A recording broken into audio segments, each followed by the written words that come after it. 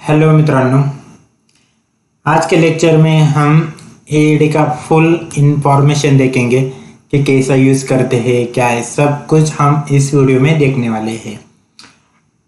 AD दो type के होते हैं, एक तो ऑटोमेटेड रहती है और एक मैन्युअली ऑटोमेटेड रहती है। ये ऑटोमेटेड में क्या होता है कि इसमें ऑटोमेटिक शॉक पेशेंट को प्रोवाइड होता है, और ये मैनुअल में क्या होता है कि हमें ये बटन प्रेस करना होता है और बाद में वो शॉक जाता है। तो ये इसमें शॉक का बटन रहता है मैनुअल में, और ये ऑटोमेटिक में शॉक का बटन नहीं रहता, तो हमें प्रेस करने की ज़रूरत ही नहीं होती। ये होते दो टाइप ऑटोमेटेड एक्सटर्नल डेफिब्रिलेटर के, मतलब एडी के। उसके बाद हम ये देखेंगे कि हाउ टू यूज़ एडी का। उससे पहले किसी ने मेरे चैनल को सब्सक्राइब नहीं किया तो प्लीज़ मेरे चैनल को अभी सब्सक्राइब कीजिए, लाइक भी कर सकते हो। ये है AED, how to use AED. AED के बारे में थोड़ी सी आपको इन्फॉर्मेशन देता हूँ कि एडी कैसा है, मतलब क्या है कि जब पेशेंट को सडनली कार्डियक अरेस्ट आता है तब एडी हमें यूज़ करना ही होता है। तो ये कार्डियक अरेस्ट क्या है, हम बोलते हैं कि कार्डियक अरेस्ट क्या है। तो कार्डियक अरेस्ट ये होता है कि हमारे हार्ट में दो प्रकार के रिदम होते हैं, उसमें से जो रिदम हमें आते हैं हार्ट में तो हम उसको कार्डियक अरेस्ट बोलते हैं। तो दो रिदम कौन से है, एक तो वीएफ यानी वीटी, वीएफ यानी वेंट्रिकुलर फिब्रिलेशन, और दूसरा है वीटी पल्सलेस वेंट्रिकुलर ट्रैकिकार्डिया। ये दो प्रकार के रिदम हमारे हार्ट में जब आते हैं तब हम समझ लेना कि कार्डियक अरेस्ट आया है या पेशेंट कोलैप्स होके गिर ही जाता है। ये दो रिदम की वजह से हमें एडी लगाना पड़ता है। ये हो गए हमारे हार्ट के दो रिदम। तो एक पेशेंट है डायरेक्ट ज़मीन पे गिर गया, तो उसके पास आप गए तो उसमें क्या चेक करना है, पहला चेक करना है कि अनरिस्पॉन्सिव। पहला क्या चेक करना है, अनरिस्पॉन्सिव। अनरिस्पॉन्सिव में क्या करना है कि आपको पेशेंट के नज़दीक जाके पेशेंट को हिलाना है, ज़ोर से कंधे पे ज़ोर से मारना है, उसका नाम लेके ज़ोर से बोलना है उसके कानों पे, वो रिस्पॉन्स करता है कि नहीं वो चेक करो। वो अनरिस्पॉन्सिव है, मतलब रिस्पॉन्स नहीं कर रहा, तो दूसरा चेक करना है कि नॉट ब्रीथिंग नॉर्मली, वो ब्रीथिंग ले रहा है कि नहीं ले रहा।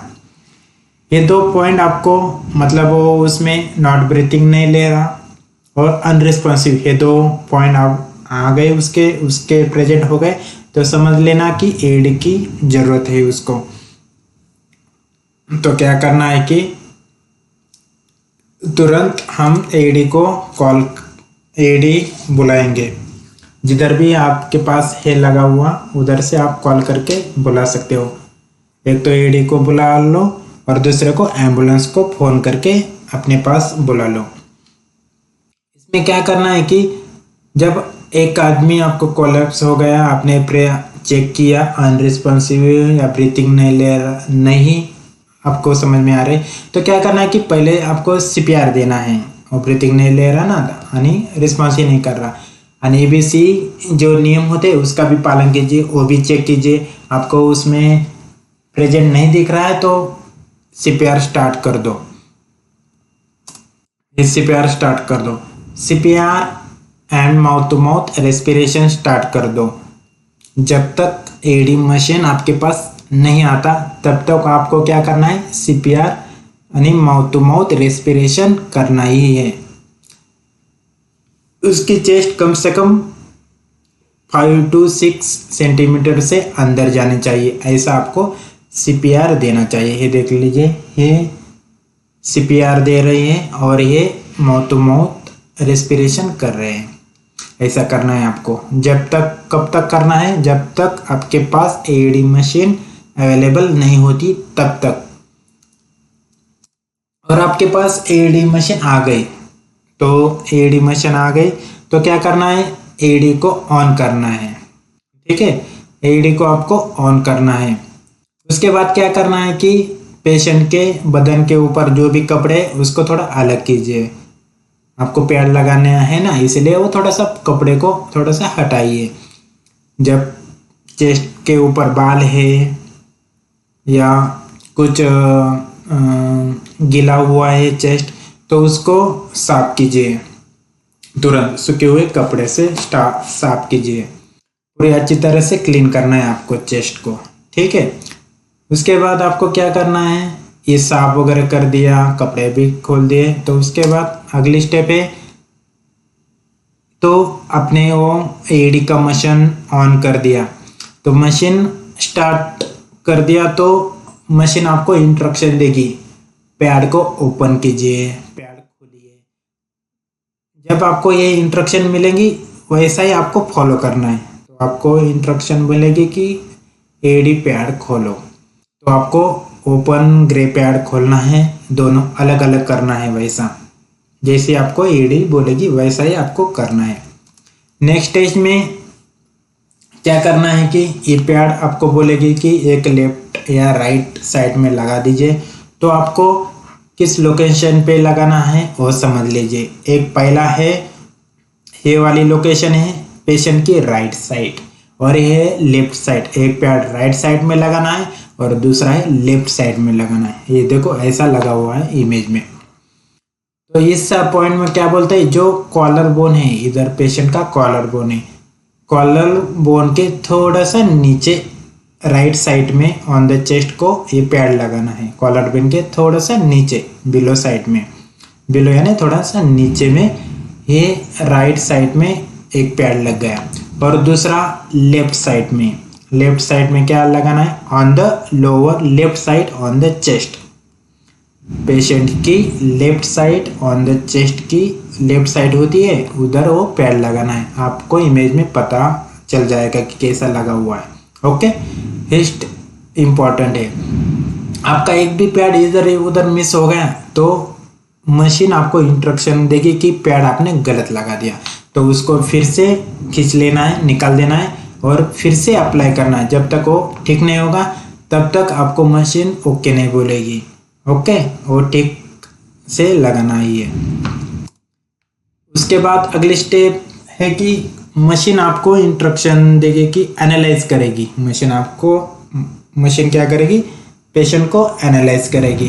एनालाइज कैसे करेगी, जब आपने पैड लगा दिए है तो मशीन क्या करेगी, एनालाइज करेगी। एनालाइज करने से पहले आपको क्या करना है, सीपीआर रोक देना है, क्योंकि पेशेंट को हिलाने का नहीं। जब आप सीपीआर देते रहेंगे तो क्या करेगी, मशीन डिस्टर्ब हो जाएगी, तो एनालाइज ठीक से नहीं करेगी। तो आपको रुकना है थोड़ी देर तक, जब तक मशीन नेक्स्ट इंस्ट्रक्शन नहीं बोलेगी तब तक आपको कुछ करने की ज़रूरत नहीं है। जब एडी आपको इंस्ट्रक्शन देगी कि शॉक प्रोवाइड करेगी, तब आपको सिर्फ शॉक का बटन प्रेस करना है, जैसे इधर प्रेस कर रहे हो। ठीक है, इधर ऐसा प्रेस कर रहे हैं तो वो इंस्ट्रक्शन देगी कि पेशेंट को शॉक देना है। तो आपको ये पेशेंट का शॉक देना है तो ये बटन आपको प्रेस करना है। ये होगा मैनुअल में, ये मैनुअल है इसलिए वो प्रेस कर रहे हैं। ऑटोमेटेड में रहती तो क्या होता है कि ऑटोमेटेड में इंस्ट्रक्शन तो देती है, तो आपको क्या करना है, ये ऑटोमेटिकली शॉक प्रोवाइड करती है, ऑटोमेटिकली शॉक जाता है, आपको शॉक का बटन प्रेस नहीं करना। ओके, जब ये एडी मशीन आप इंस्ट्रक्शन करेगी क्या, शॉक प्रोवाइडेड, तो आपको क्या करना है, पेशेंट से थोड़ा 1 इंच कम से कम पेशेंट को टच नहीं होना उतना दूरी बनाए रखना है, थोड़ी दूर तक रहना है। ठीक है, पेशेंट को टच नहीं करना, कम से कम टच नहीं करना है, और आपको ये बटन प्रेस करना है, तो शॉक इसमें से पेशेंट को रिलीज हो जाएगा, मतलब पेशेंट को मिल जाएगा। उसके बाद ईडी बोलेगी क्या, सीपीआर स्टार्ट कर दो, तो आपको सीपीआर स्टार्ट करना है। जैसे कि जो आपको ईडी बोलेगी वैसा ही आपको करना है, उसके ज़्यादा नहीं करना और एक्स्ट्रा भी नहीं करना। जैसे आपको ईडी इंस्ट्रक्शन करेगी उसके हिसाब से आपको फॉलो करना है। ओके, इसमें से आपको एक्स्ट्रा करने की जरूरत नहीं है। ये हो गया सीपीआर के बारे में, ये हो गया सीपीआर वगैरह, ये ईडी के बारे में। आपको ईडी के बारे में तो इंफॉर्मेशन तो मिल गई। आपको वीडियो अच्छा लगा तो प्लीज़ लाइक, सब्सक्राइब और शेयर कीजिए।